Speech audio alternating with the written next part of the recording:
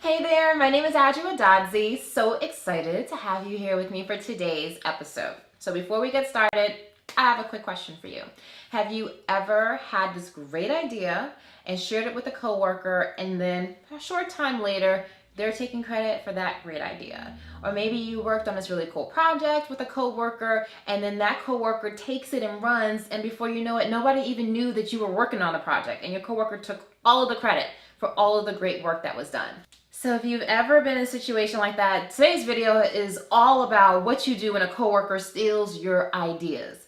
It's happened to me. And I remember the very first time it happened to me, I was so upset that I was almost in tears. And that is a true story. And I learned so much through that process. And I want to talk you through some of the ways I wished I had handled it and some of the things I've learned in the process so that you can handle it way better than I did. So if you're ready, let's go ahead and get started with today's topic. The professionally mature thing to do first is to seek to understand what exactly happened. I do wish that I had done this. I did not do this, but I do know that that is the right thing to do. And hindsight being 2020, it's absolutely the way I would have handled things and absolutely the way I would recommend you handle things.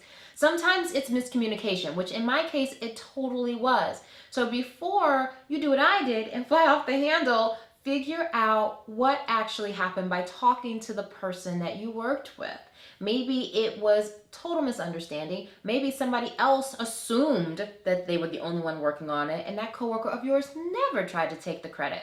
But you'll never know unless you actually have the direct conversation and just seek to understand what happened, what this coworker of yours shared, and what you do from there.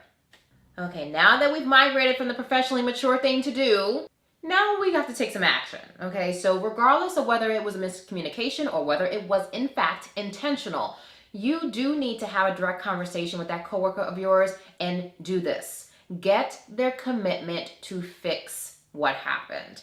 So that might mean they circle back with whoever is under the impression that that coworker of yours is purely responsible for that great idea or that exemplary work on that project and course correct. Make sure that that person inserts your name. You may even want to join that person in the conversation with some of the key influencers who are under the impression that you weren't involved in that project or that idea. But you've got to get commitment from that person who is now looked at as the person responsible for that amazing work or that amazing idea, and work with them and get their commitment on what they are willing to do to make sure that others know that you were, in fact, a key contributor to that idea or that great work.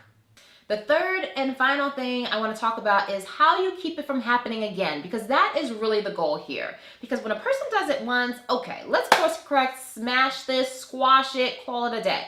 But you've got to make sure it doesn't happen again, because if it happens again, shame on you.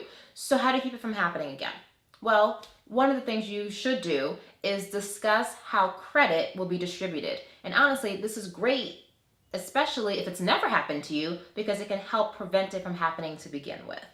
If you do a few things like discuss how exactly a presentation will be divvied up, who's going to take which slides, make sure that you have some meaty slides as well as your other coworkers and peer leaders. Maybe you want to talk about who sends out the communication around the idea or the project. If it's only coming from one person, people will just assume that that person is the one who's responsible for all of the work and effort around that idea or project.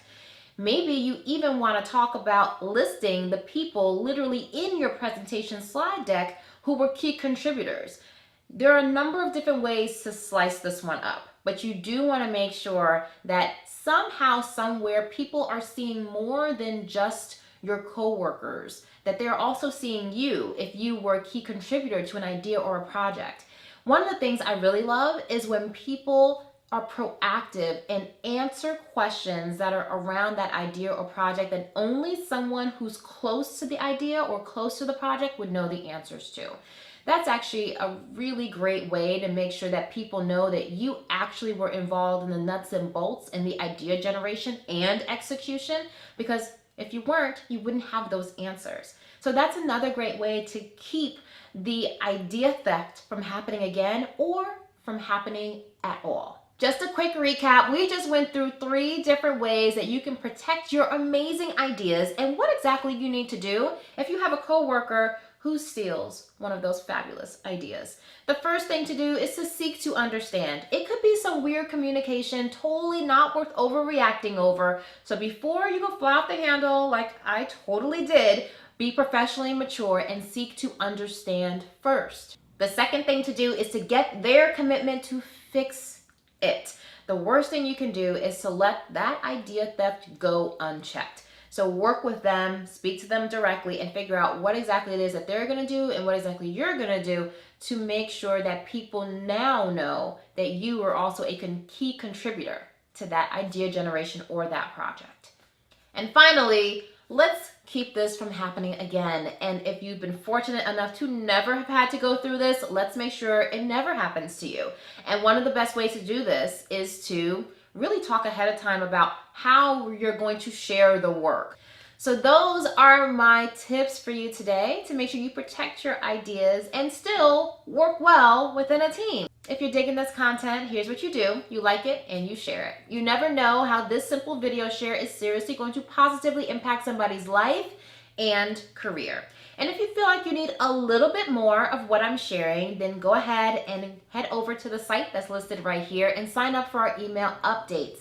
That way you never miss out on anything new that I drop, and I do drop new videos into the inboxes of my email subscribers weekly. The corporate world needs that unique gift that only you bring. So go out into the world today and act with conviction. Be courageous and live joyfully every single day. Thank you so much for stopping by, and I can't wait to see you at the very next video.